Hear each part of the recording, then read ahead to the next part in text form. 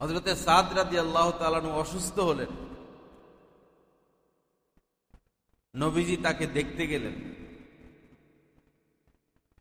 সম্পদ ছিল, তো তিনি বললেন, ইয়া রাসূলুল্লাহ, আমি আমার সকল সম্পদ দান করে দিতে চাই। উনি ভাবতেছেন যে উনি মারা যাবেন। তো নবীজি বললেন যে না, ওয়ারিশ তো আছে। পরে বললেন তাহলে 3 ভাগের 2 ভাগ।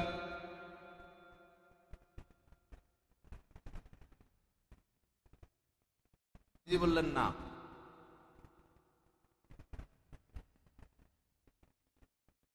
পরে বললেন তাহলে অর্ধেক, আমার সম্পদ আমি অর্ধেক দান করে দেই। নবীজি বললেন না। পরে বললেন 1/3, 3 ভাগের 1 ভাগ। নবীজি বললেন ঠিক আছে, 3 ভাগের 1 ভাগ তুমি ওসিয়ত করে দাও। আমাদের সমাজে ওসিয়তের কোনো নিয়ম আছে? কেউ ওসিয়ত করে মৃত্যুর আগে? করে, সন্তানের নামে লিখে দেয় সম্পদ। তো সন্তানের নামে সম্পদ লিখে দিলে আপনার কি লাভ? এরা কি ল্যাংলা লুলা? এদের কি জ্ঞান বুদ্ধি নাই? এরা তো এই কামই করবে। আপনি আপনার জন্য কি নিয়ে গেলেন? আপনি চলবেন কিভাবে? আপনি খাবেন কি? আপনি থাকবেন কোথায়? দুনিয়াতে তো এই চিন্তাটা আমাদের মাথায় আসে। মৃত্যুর পরের বিষয়টা কেন আসবে না?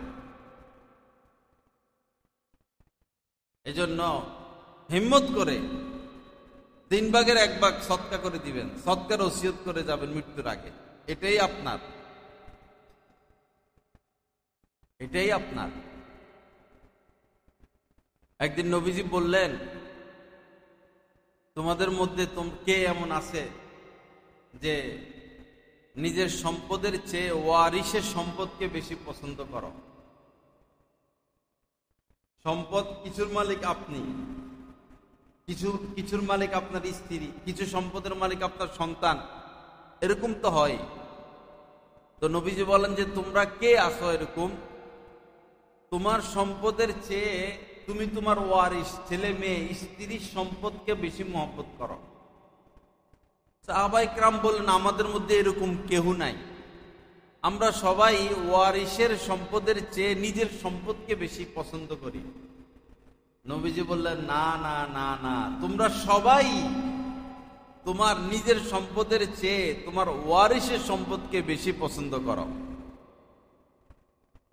সাহাবায়ে কেরাম বললেন যে না ইয়া রাসূলুল্লাহ, আমরা সবাই আমার নিজের সম্পদকে বেশি পছন্দ করি, ওয়ারিশেরটা না, ছেলে মেয়ে স্ত্রীরটা না, আমার নিজেরটা বেশি পছন্দ করি।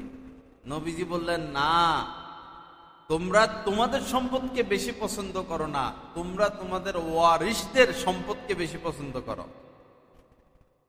তখন নবীজি বললেন মা লুকা মা কদ্দামতা ও মাল ওয়ারিসিকা মা আখারতা, তোমার মাল তো সেটাই যেটা তুমি অগ্রে পাঠিয়ে দিয়েছ, দান সদকা করেছ।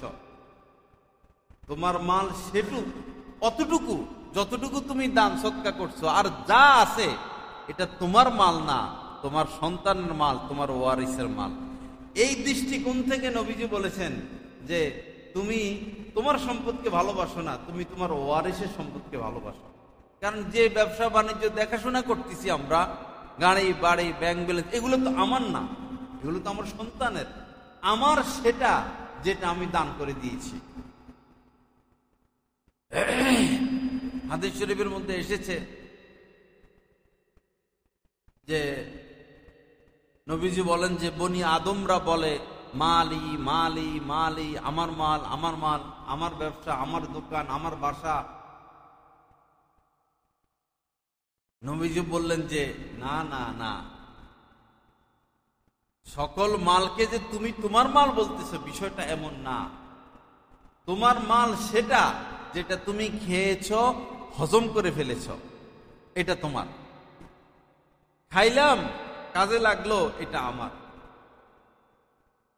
যে পোশাক পরিধান করেছো আর পুরান হয়ে গেছে এটা তোমার। আর যে দান সৎকা করেছ আর এই দান সৎকাটা কাজে লেগে গেছে এটা তোমার। এই ছাড়া যা আছে সব অন্যের। খুব খেয়াল করবেন।